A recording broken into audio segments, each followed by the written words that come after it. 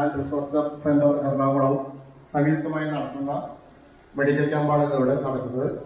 നമ്മുടെ സമയം വളരെ വൈകിയതുകൊണ്ട് ഉദ്ഘാടന പ്രസംഗത്തിലേക്ക് പോകുന്നില്ല. എങ്കിൽ പോലും ഇതിൻ്റെ നേതൃത്വം വഹിക്കുന്ന മുൻ ഗ്രാമപഞ്ചായത്ത് പ്രസിഡന്റ് മുരളേട്ടൻ രണ്ടു വാക്ക് സംസാരിച്ച് യോഗം ആരംഭിക്കുന്നു.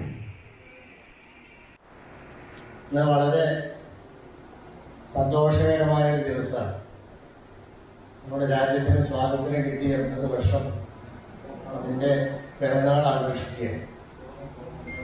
ആ ദിവസം തന്നെ നമുക്ക് പഴയൊരു പരിചയമില്ലാത്ത, ഒരുപാട് ആളുകൾക്കും പരിചയമില്ലാത്ത ഒരു ചികിത്സാ രീതിയെ സംബന്ധിച്ച് നമ്മുടെ നാട്ടുകാർക്ക് അറിയാനും ഇവിടെയുള്ള നമ്മൾ നോട്ടീസിൽ പറഞ്ഞിട്ടുള്ള രോഗങ്ങൾക്ക് ഇവിടെ വെച്ച് തന്നെ ചികിത്സ വിധിക്കുകയും ചികിത്സ നടത്തുകയും ചെയ്യുന്ന ഒരു മെഡിക്കൽ ക്യാമ്പാണ് ഇന്ന് ഇവിടെ നമ്മൾ പ്ലാൻ ചെയ്തിട്ടുള്ളത്.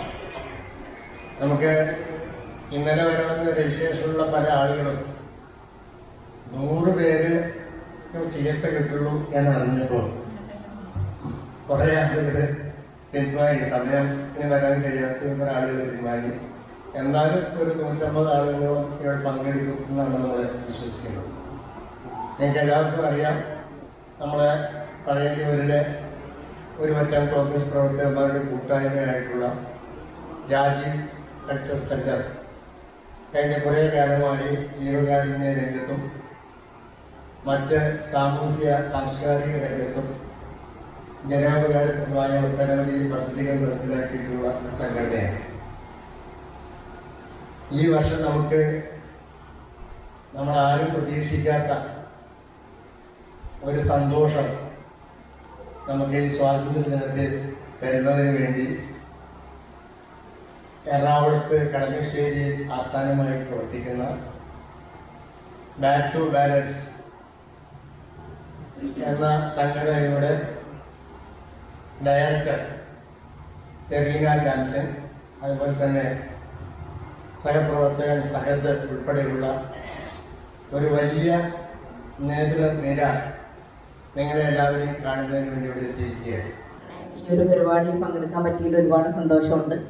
ഒത്തിരി ആൾക്കാർക്ക് ഞങ്ങളുടെ ചികിത്സാ രീതി ഇപ്പോൾ സാറ് പറഞ്ഞു, മൃത്യുധരൻ സാറ് പറഞ്ഞ പോലെ തന്നെ എത്ര പേർക്ക് ഇതിനെക്കുറിച്ച് അറിയുമെന്ന് അറിയില്ല. എന്തായാലും നിങ്ങൾ ചെയ്യാൻ പോകുന്ന ചികിത്സയെ കുറിച്ച് കുറച്ചെങ്കിലും ഒരു അവബോധം അല്ലെങ്കിൽ എനിക്കൊരു അവയർനെസ് ഉണ്ടാവണം എന്നെനിക്ക് ആഗ്രഹമുണ്ട്. അതുകൊണ്ടാണ് ഞാനൊരു 10-15 മിനിറ്റ് അതിന് വേണ്ടി എടുക്കുവാണ്. കൂടുതലൊന്നും നീട്ടിക്കൊണ്ടുപോയി നിങ്ങളെ ബോറടിപ്പിക്കില്ല.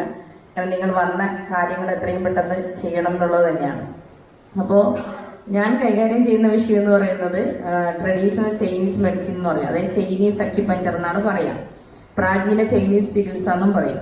അപ്പം അതിൽ സാധാരണ നമ്മൾ ഉപയോഗിക്കുന്ന ടൂള് എന്ന് പറയുന്ന ചികിത്സക്ക് ഇപ്പം നമ്മൾ പലപ്പോഴും ഹോസ്പിറ്റലിൽ പോവുകയാണെങ്കിൽ ഇഞ്ചക്ഷൻ കാര്യങ്ങളൊക്കെ നമ്മൾ ചെയ്യാറുണ്ട്, ഗുളിക കഴിക്കാറുണ്ട്, സർജറി ചെയ്യാറുണ്ട്, ഒക്കെ ഉണ്ട്. പക്ഷെ നമ്മുടെ ഇതിൽ ചെറിയ മുടിനാരിൻ്റെ അത്ര കനമുള്ള ചെറിയ സൂചി വെച്ചിട്ടുള്ള ചികിത്സയാണ്. അപ്പോൾ ആ സൂചി ഒരു പ്രാവശ്യം ഒരാൾക്ക് മാത്രമേ നമ്മൾ ഉപയോഗിക്കുള്ളൂ. അത് കഴിഞ്ഞാൽ അത് കളയുക ചെയ്യാം. നമ്മൾ കളയാൻ മീൻസ് അതിന് പറ്റിയ ഡിസ്പോസ് മെത്തേഡ് അതിലുണ്ട്.